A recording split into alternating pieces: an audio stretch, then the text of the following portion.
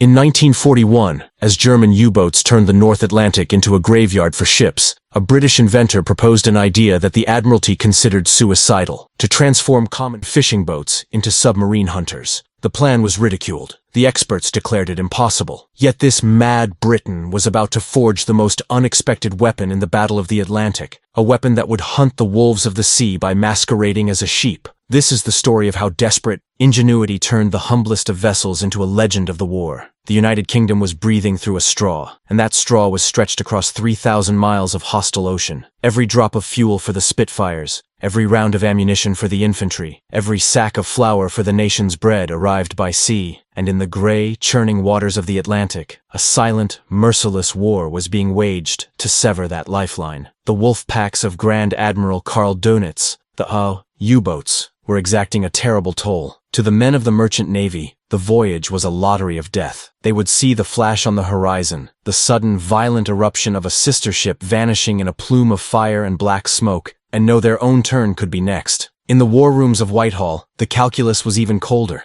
It was a war of tonnage. Each week, charts were updated with chilling precision, showing the tonnage of ships sunk versus the tonnage of ships built. By any measure, Britain was losing. The nation was slowly starving, its war machine being bled dry, one torpedo at a time. The Royal Navy fought back with a desperate ferocity, but it was a battle against physics and geography. Its destroyers and corvettes were thoroughbreds of the sea, fast, powerful, and bristling with the latest submarine hunting technology. But there were never enough. Guarding a sprawling convoy of 50 or 60 slow-moving merchantmen was like a handful of shepherds trying to protect a vast flock from a pack of invisible wolves across an endless, featureless plain. The ocean was too big, the U-boats too numerous, and the escorts too few. For every U-boat detected and sunk, a dozen more slipped through the screen to wreak havoc. The Admiralty's finest minds were consumed with designing bigger, faster, more heavily armed warships. But such vessels were years away from service, and Britain's survival was being measured in months. It was in this atmosphere of quiet desperation that a man who was neither an admiral nor a career naval architect saw what the professionals had missed. He was an outsider, a civilian engineer and avid yachtsman who understood the sea not as a strategic map, but as a living, breathing entity. He spent his days on the docks of Liverpool and Portsmouth, observing the rhythm of the wartime port. He saw the sleek, gray shapes of the destroyers slipping out on patrol, potent and obvious symbols of naval power. But he also saw the other fleet, the forgotten fleet, the endless procession of fishing trawlers, their wooden hulls stained with rust and grime, chugging back to port low in the water with their catch. They were slow, noisy, and utterly insignificant. To the sharp-eyed U-boat commander scanning the horizon through his periscope, a trawler was a waste of a precious torpedo. It was a piece of the scenery, a harmless civilian to be ignored in the hunt for more valuable prey. And in that simple observation, an idea of breathtaking audacity began to form. For weeks, the inventor watched them, studied their movements,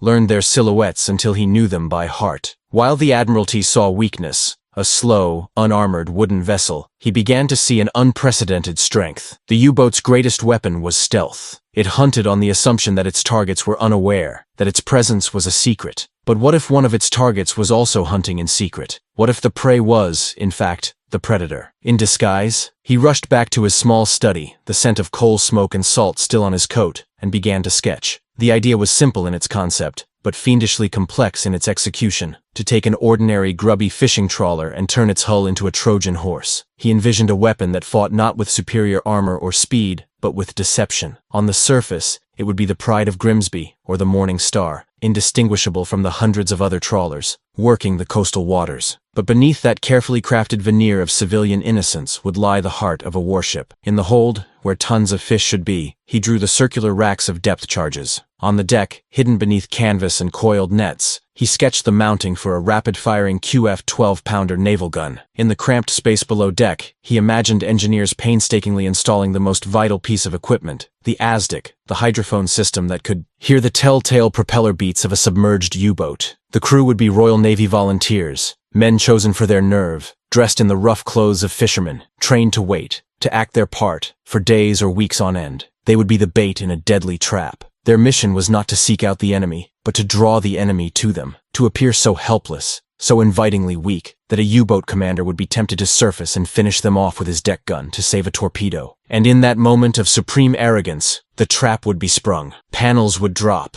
the white ensign would be hoisted, and the quiet fishing boat would erupt with a sudden, shocking violence. It was a plan born of psychological insight, as much as engineering. It relied on exploiting the enemy's own assumptions and prejudices. It was brilliant. It was also, by any conventional military standard, completely insane. But as he looked at his finished drawings, he knew he had to try. He was a civilian, armed only with an idea, and he was about to walk into the Admiralty to tell the world's most powerful navy how to fight its war. The corridors of the Admiralty building were a world away from the salt-sprayed decks of a fishing trawler. Here, the air was thick with the scent of floor polish, old paper, and stale cigar smoke. The floors, silenced by heavy carpets, absorbed the footsteps of men who moved with the quiet, unshakable confidence of an empire. Portraits of long-dead admirals, their gazes stern and unforgiving, stared down from paneled walls, silent guardians of naval tradition. Into this hallowed sanctuary walked the inventor, a man whose hands were more familiar with grease and calluses than with ink and wax seals. He carried not a distinguished service record, but a simple roll of drawings, an idea that felt profoundly out of place in this bastion of orthodoxy. He was ushered into a conference room where the weight of centuries seemed to press down from the ornate ceiling. Around a vast, dark mahogany table sat a committee of senior naval officers. Their faces were impassive masks, their uniforms a sea of dark blue and gold braid, their collective experience forged in the crucible of Jutland and the long patrols of the Great War. They saw warfare as a science of immense steel plates, of meticulously calculated gunnery solutions, and of fleets moving in stately geometric formations. They listened with a strained politeness as the civilian, this enthusiast, unrolled his plans. He spoke not of tonnage or armor thickness, but of psychology, of deception, of the U-boat commander's fatal flaw, his arrogance. He described a battle fought not with overwhelming force, but with cunning, a poacher's trap set for a wolf. When he finished, a heavy silence filled the room, broken only by the gentle ticking of a mantelpiece clock. The first to speak was a veteran captain, a man whose face was a roadmap of storms, weathered and battles fought. "Sir," he began, his voice a low growl, "what you are proposing is not warfare. It is a theatrical production. The Royal Navy builds warships, vessels designed to withstand punishment and deliver it in kind. We do not build stage props intended to be sunk." He gestured dismissively at the drawings. "You are asking us to send our men to sea in what amounts to a floating coffin." Another officer, the chief of naval construction, leaned forward, tapping a manicured finger on the technical schematics. "Let us put aside the romance of it and speak of engineering," he said, his tone that of a patient teacher explaining a simple truth to a slow student. "Your vessel is made of wood. The standard deck gun on a Type 7 U-boat fires a shell that will not simply punch a hole in a wooden hull. It will obliterate it. One well-aimed shot and your vessel will cease to exist, transformed into a cloud of airborne splinters." He sat back, a thin smile on his lips. "Furthermore, the detonation of your own depth charges, the hydrodynamic shockwave. Have you calculated the stress this would place on the seams of an old trawler? You are as likely to sink yourself as you are the enemy." The objections came one after another, a barrage of cold, irrefutable logic. The trawlers were too slow to pursue a submerged U-boat. Their engines were too loud, a dead giveaway to a listening hydrophone operator. In the heavy seas of the North Atlantic, how could a gun crew possibly aim a weapon on such an unstable platform? And above all, there was the human cost. "You speak of this as a trap,"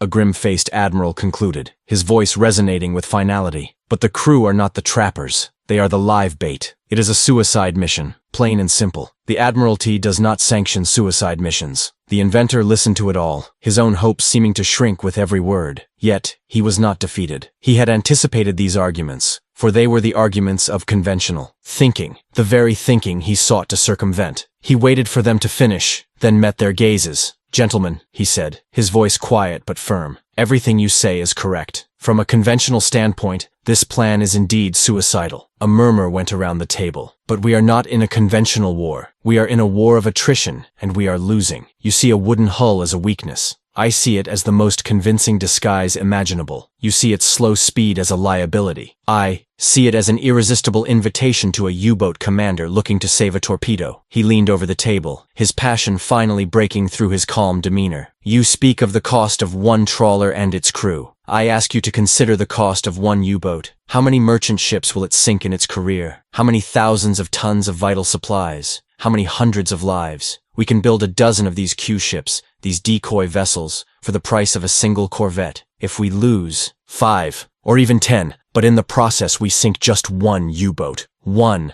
ledger will still be in our favor. More than that, his voice dropped, becoming more intense. We will have planted a seed of doubt. We will force every U-boat commander to hesitate, to wonder if that insignificant smudge on the horizon is a fisherman or an assassin. We will turn their greatest strength, their confidence, into a crippling weakness. There was a flicker of something in the eyes of the youngest man at the table, a commander who had recently returned from the hell of convoy duty. He had seen ships explode, had pulled freezing, oil-soaked survivors from the water. He understood that the neat equations of the war room meant little in the chaos of a wolf pack attack. He didn't speak, but he gave a slight, almost imperceptible nod. It was enough. The first Sea Lord, who had remained silent throughout, steepled his fingers and stared at the inventor for a long minute. The logic of attrition, the cold mathematics of the exchange, had found a crack in the wall of tradition. Very well, the Admiral said at last, the words dropping like stones into the quiet room. You will be given one vessel, a single trawler from the fleet requisitioned at Fleetwood. You will be given a skeleton crew of volunteers and a minimal budget. Make your idea work. Prove it is not the folly it appears to be. But be aware, sir, if it fails, this conversation never happened. The vessel they were given was called the Viking's Pride, though there was little about her that suggested any form of pride, Viking or otherwise. She was a tired old sidewinder trawler, her wooden hull weeping rust from every bolt, and her decks permanently saturated with the ghosts of a million fish. The air below decks was a potent concoction of diesel fumes,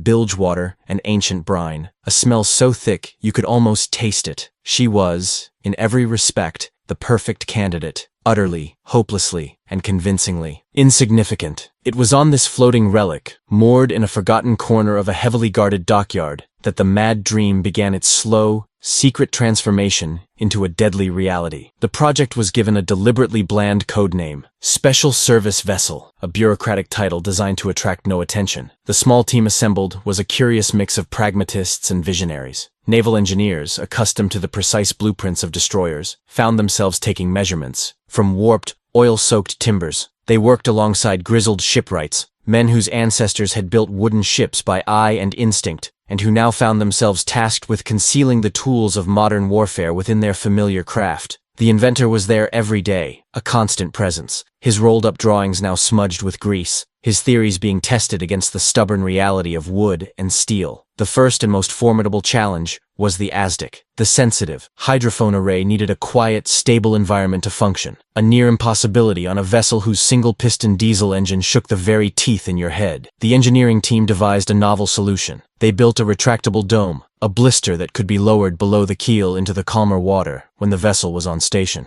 This required cutting a massive hole in the bottom of the ship, an act that felt like a profound violation to the old shipwrights. The mechanism for raising and lowering it had to be silent and manually operated by a hand crank to avoid any telltale mechanical noise. The first time they tested it, the seals leaked, and a terrifying torrent of seawater flooded the compartment, threatening to sink the ship at its mooring. It was the first of many near disasters, each one a brutal lesson in the art of improvisation. Next came the armament. The QF 12-pounder gun was a heavy, solid piece of naval artillery. To mount it on the foredeck required reinforcing the entire bow section with hidden steel beams, carefully fitted between the existing wooden frames like a skeleton within a skeleton. The disguise was a work of theatrical genius. A false deckhouse was built around the gun, complete with grimy windows and a rusty stovepipe. One side of the structure was designed to fall away on command, revealing the weapon. The release mechanism was a complex system of levers and counterweights, tested hundreds of times to ensure it would not jam at the critical moment. The depth charges presented their own puzzle. They were stored in plain sight on the aft deck, but cunningly disguised. Custom-made crates, stenciled with the name of a fictitious fish merchant, were built to house them. The release racks were concealed under piles of old nets and lobster pots, designed to roll the charges off the stern with a simple pull of a lever hidden inside the wheelhouse. Every detail was a study in deception. The ship's log was faked, filled with mundane entries about weather patterns and fishing hauls. The crew, all volunteers from the Royal Navy Patrol Service, were given lessons in how to walk, talk, and even slouch like lifelong fishermen. They were forbidden from wearing uniforms or displaying any sign of military discipline when on deck. Their training was grueling and surreal. One day, they would be practicing the rapid, synchronized movements of a naval gun crew. The next, they would be learning how to mend nets and gut fish from a retired Grimsby skipper brought in to ensure their performance was convincing. They became actors in a play where a single missed cue could be fatal. They called themselves the Trawler Terrors, a grim joke that underscored the daily reality of their task. They were men sailing in a wooden bomb, their only armor the enemy's disbelief. The psychological pressure was immense. The secrecy of the project meant they could not speak of their work to anyone, not even their families. To the rest of the Navy, they were a pariah unit, assigned to a dirty, obsolete vessel for reasons unknown. They were men adrift, caught between the world of the fisherman and the world of the warrior, belonging fully to neither. The inventor lived this pressure with them. He felt a profound responsibility for the lives of the men who had volunteered to test his theory. He would often stay late, long after the engineers had gone, walking the quiet decks of the Viking's Pride under the dim, dockyard lights. He would run his hands over the new steel hidden beneath the old wood, checking a weld, testing a hinge, his mind racing through 1,000 possible points of failure. What if the gun mount collapsed? What if the depth charge release jammed? What if the entire disguise was too obvious? A foolish charade that a keen-eyed U-boat watch officer would see through in an instant. The line between genius and folly felt perilously thin, and he knew that the final verdict would be delivered not in a committee room, but in a sudden, violent encounter in the vast, unforgiving emptiness of the Atlantic. The transition from the relative safety of the dockyard to the open ocean was a stark and sobering baptism. The Viking's Pride left port under a cloak of pre-dawn fog, slipping out between the outbound destroyers and inbound merchantmen like a ghost. To any observer, she was just another trawler heading out to the fishing grounds. But for her crew, this was no ordinary voyage. They were crossing a threshold, leaving behind the world of theory and entering the realm of lethal practice. The inventor, granted special permission by a sympathetic commander, was aboard for this first patrol, his presence a silent acknowledgement that his fate was inextricably linked to that of his creation. The North Atlantic in winter was a merciless adversary. The small trawler, designed for coastal waters, was hopelessly outmatched by the mountainous gray waves that marched relentlessly from the horizon. The ship groaned and shuddered with each impact, her old timbers flexing to a degree that seemed unnatural and terrifying. Water, freezing and black, was a constant intruder, seeping through seams and cascading over the low gunwales. Life aboard became a miserable, perpetual struggle against the cold, the wet, and the violent, unpredictable motion of the sea. Sleep was a luxury, snatched in brief, exhausted spells before a crewman was tossed from his bunk by a particularly vicious lurch. Hot food was a near impossibility, the galley stove more often a hazard than a comfort. For the first week, their greatest enemy was the sea itself. They were a tiny, insignificant speck in a vast, monochrome wilderness of water and sky. The routine was a monotonous cycle of standing watch, checking their hidden equipment, and endlessly rehearsing their battle stations drill. The call of action stations would send the men scrambling from their posts, their fisherman's slouch vanishing in an instant. They would race to their hidden positions, their movements a blur of practiced efficiency. The side of the false deckhouse would fall away with a satisfying thud. The gun crew would load and aim the 12-pounder, and the depth charge team would stand ready at the stern. They drilled until they could do it in their sleep, until their actions were pure muscle memory, because they all knew that when the moment came, there would be no time for thought. Then, on the 8th day out, it happened. The Aztec operator, a young rating with preternaturally sharp hearing, suddenly stiffened. He pressed the headphones tighter against his ears, his eyes wide, listening intently to the faint, rhythmic sound that was cutting through the background noise of the ocean. It was a delicate, metallic pulse, almost imperceptible at first, but growing steadily stronger. Ping, ping, ping, the unmistakable sound of a submerged vessel's propellers. The captain was summoned to the tiny, curtained-off Aztec compartment. He listened, his face grim. U-boat, he whispered, the single word hanging in the chilled air. Bearing green 30, coming up from the stern. A silent, electric tension gripped the ship. The order was passed in hushed tones. The engine's revolutions were subtly reduced, making the trawler sound even more sluggish and vulnerable. The men on deck, seemingly mending their nets, casually shifted their positions, their eyes making fleeting, nervous glances towards the gray water astern. The inventor stood in the wheelhouse, his knuckles white as he gripped the brass chart rail. This was it, the moment of truth. All the drawings, the calculations, the arguments, the long nights in the dockyard. It had all led to this single, terrifying point in time and space. The U-boat was cautious. For over an hour it shadowed them, its commander likely assessing the trawler through his periscope, weighing the risk versus the reward. To the crew of the Viking's Pride, it was an agony of suspense. Every creak of their own ship's hull sounded like a gunshot. Every wave that slapped against the stern seemed to announce their deception. They could feel the unseen eyes on them, dissecting their every move. Were their clothes right? Was their posture convincing? Was there some small, fatal detail they had overlooked? The inventor found himself holding his breath, his heart pounding a frantic rhythm against his ribs. He felt a terrible, primal fear, but also a strange, exhilarating clarity. He had imagined this scene 1,000 times, and now it was real. Suddenly, the Aztec operator hissed, "He's coming up!" Hydrophone effect increasing rapidly. Less than a minute later, the lookout on the bridge cried out, his voice cracking with tension. "Surface! Surface! 500 yards off the port quarter." Every head turned. There she was, a sleek, dark gray shape breaking the surface,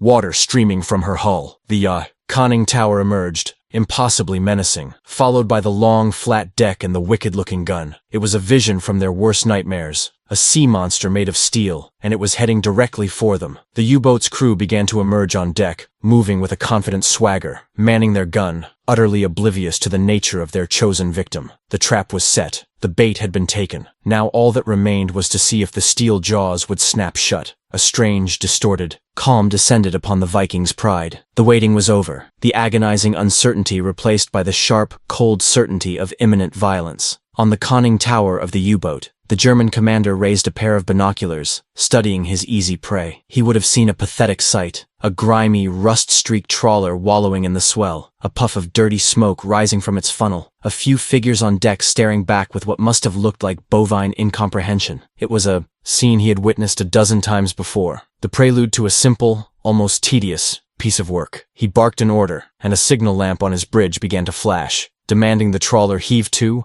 and abandon ship. On the bridge of the Viking's Pride, the captain watched the approaching submarine, his face a granite mask. He let the U-boat close the distance, drawing the predator deeper into the trap. 400 yards, 300. The Germans on the deck of the submarine were clearly visible now, their movements relaxed, almost casual. They were so close the British crew could see the arrogance in their posture. The German gun crew traversed their weapon, aiming it squarely at the trawler's wheelhouse. The moment was stretched taut, a breath held before the plunge. The captain raised his hand, then brought it down in a sharp, decisive chop. "Action stations! Hoist the colors!" The effect was instantaneous and electrifying. The carefully constructed illusion of civilian helplessness shattered in a symphony of coordinated chaos. A bell clanged urgently. The side of the false deckhouse crashed down, revealing the dark gray shape of the 12-pounder, its muzzle glinting in the pale light. Crates of fish were kicked aside, uncovering the sinister, drum-like shapes of the depth charges. The red duster, the flag of the Merchant Marine, was hauled down, and in its place, the white ensign of the Royal Navy shot up the mast, its stark colors a sudden, shocking declaration of war. The men, who seconds before had been listless fishermen, were now a focused, disciplined naval gun crew. The German commander's jaw must have dropped. The transformation was so sudden, so utterly unbelievable, that for a precious second, his crew were paralyzed by sheer astonishment. It was a second the Royal Navy crew exploited with ruthless efficiency. "Open fire!" the captain roared. The 12-pounder spoke with a deafening crack, the shell screaming across the narrow gap of water. The first shot was a miss, sending up a tall white plume of water just short of the U-boat. But it served its purpose. It broke the spell of disbelief and replaced it with stark terror. The Germans scrambled for cover, their leisurely confidence evaporating into frantic, panicked movement. Before they could bring their own gun to bear, the British 12-pounder fired again. This time, it struck home. The shell hit the base of the U-boat's conning tower with a clang of tortured metal, a flash of orange against the gray steel. It was a devastating blow. The trawler's gun crew, drilled to perfection, were now firing with a steady, methodical rhythm. A third shot ripped into the U-boat's pressure hull near the waterline. A dark plume of oil began to stain the water around the stricken submarine. The U-boat, no longer a predator, but a wounded, desperate animal, began an emergency dive. The klaxon's frantic whoop carried across the water, a sound of pure panic. "Hard to starboard! Stand by depth charges!" the trawler's captain commanded. The old ship heeled over, her engine screaming in protest, as she turned to pass over the spot where the submarine was vanishing beneath the waves. The Inventor, clinging to the side of the wheelhouse, watched the swirl of white water, his mind a whirlwind of emotion. It was working. It was actually working. He could see the dark shape of the U-boat just below the surface, struggling to get deep. As the trawler's stern passed over the submerged submarine, the order came. Fire 1! Fire 2! 2 depth charges rolled off their racks, plopping into the sea. For a few seconds, there was only the sound of the trawler's engine and the wash of the waves. Then the ocean erupted. 2 massive, churning columns of water shot 50 feet into the air, a deep, gut-wrenching whump that lifted the trawler's stern and shook the vessel from stem to stern. The shockwave was a physical blow, a massive fist punching up from the depths. Debris, oil, and something darker erupted from the center of the maelstrom. A 3rd and 4th charge were dropped for good measure, their detonations even more violent as they found their target in the now shattered submarine. After the last explosion,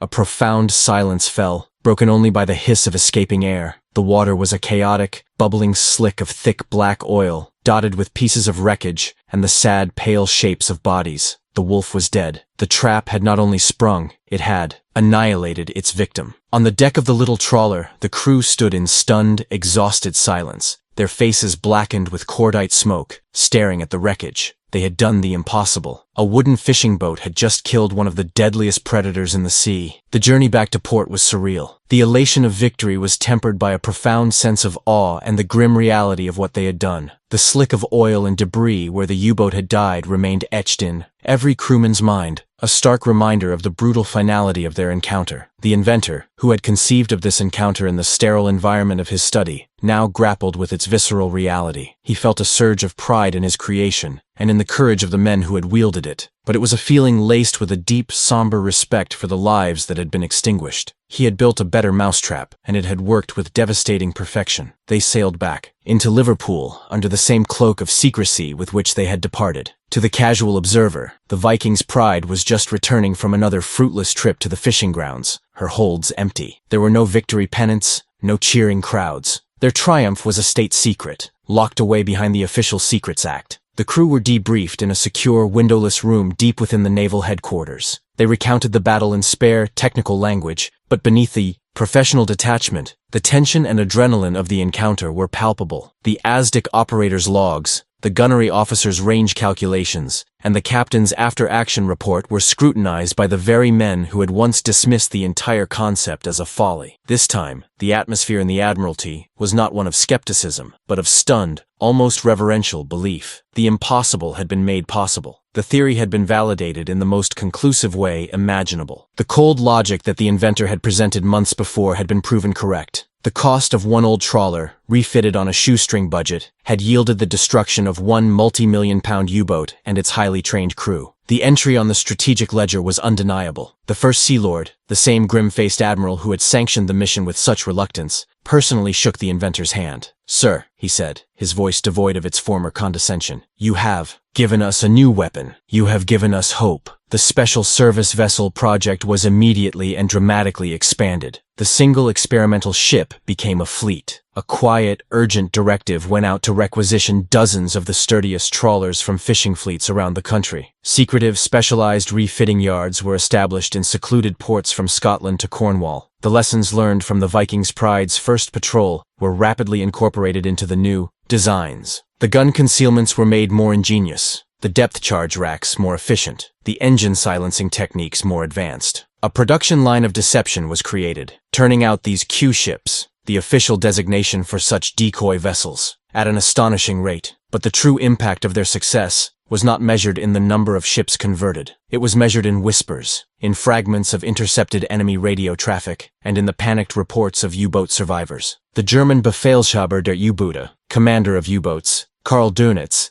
initially dismissed the first reports as anomalies, freak accidents. But as more U-boats went missing after reporting engagements with seemingly harmless civilian vessels, a pattern began to emerge. An urgent warning was issued to the entire U-boat fleet. Achtung! Trawler Falle! Beware! Trawler trap! The seed of doubt, which the inventor had spoken of in that mahogany-paneled room, had been planted, and it began to sprout into a pervasive, crippling paranoia. Every U-boat commander, the once unquestioned master of his domain, now had to look at every smudge on the horizon with suspicion. That lone trawler, which a month ago he would have sunk with casual disdain, was now a potential assassin. Was it a simple fisherman, or a cleverly disguised warship waiting to pounce? To surface and use the deck gun was to risk a deadly ambush. To use a precious torpedo on such a lowly target was wasteful and inefficient. The only truly safe option was to remain submerged and let it pass. This hesitation was a weapon in itself, more potent than any single depth charge. It slowed the U-boats down. It made them more cautious, less aggressive. It forced them to expend more battery power and compressed air by remaining submerged, reducing their patrol times and operational range. Convoys that were once attacked with relentless ferocity now sometimes found themselves shadowed by U-boats that never struck, their commanders unwilling to risk exposing themselves to attack one of the seemingly innocuous escorts. The humble fishing trawler, once invisible through contempt, had become invisible through fear. The psychological victory was as significant as the physical one. The hunters had been taught to fear the sheep, and as the war in the Atlantic raged on, this strange, secret fleet of disguised warriors continued its lonely, dangerous work, a testament to the mad genius of the civilian inventor who had dared to think the unthinkable.